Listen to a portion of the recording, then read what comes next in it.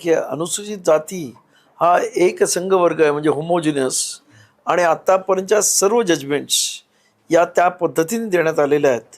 दुर्दैवानं जी काय आजची पण 1 ऑगस्ट 2024 रोजी जी जजमेंट झाली आहे त्याच्यामध्ये त्यांनी फक्त हे मत व्यक्त केलेलं आहे की यांचं उपवर्गीकरण करता येईल म्हणून, पण कराच असं सांगितलं नाही.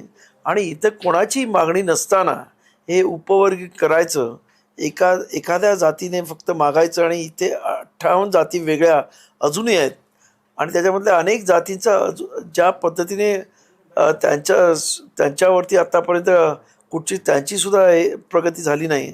तर असं असताना जबरदस्तीने हे उपवर्ग सरकार लादू पाहत आहे, आणि म्हणून त्याला आमचा विरोध आहे की आम्ही सर्व एकसंघ आहोत आणि एकसंघ राहणार आहोत, ही आमची भूमिका आहे. आणि बाबासाहेब आंबेडकरांनी सुद्धा हे सर्व समाज जे अनुसूचित जातीमधले आहेत त्याचा महत्त्वाचा क्रायटेरिया म्हणजे हे सर्व समाज हे पूर्वीच्या काळामध्ये अस्पृश्य होते, त्यांनी सर्वांनी अस्पृश्यते चटके काढलेले आहेत, आणि त्यामुळं हा एक होमोजिनियस समाज आहे आणि एकसंघ समाज आहे असं बाबासाहेबांचं सुद्धा मत होतं. आणि त्यामुळं हे असंच राहावं, आपसामध्ये मतभेद आमच्यामध्ये निर्माण करू नयेत, आणि जेणेकरून सरकारचं जे धोरण आहे की मराठा वर्सेस ओबीसी आणि आदिवासी वर्सेस धनगर, तसं आमच्यामध्ये सुद्धा अशा पद्धतीचे मतभेद न करता त्याने आम्हाला एक दिलाने एक विचार राहू द्यावं अशी आमची मागणी आहे. पण कोणाच्या फायद्यासाठी आहे उपवर्गीकरण आरक्षण?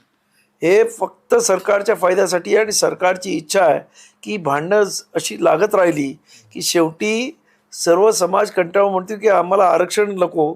सरकारची नीती आहे की हे आरक्षण संपवण्याची, आणि त्यासाठी चाललेला हा प्रयत्न आहे, आणि हा प्रयत्न आम्ही हाणून पाडणार एवढं नक्की.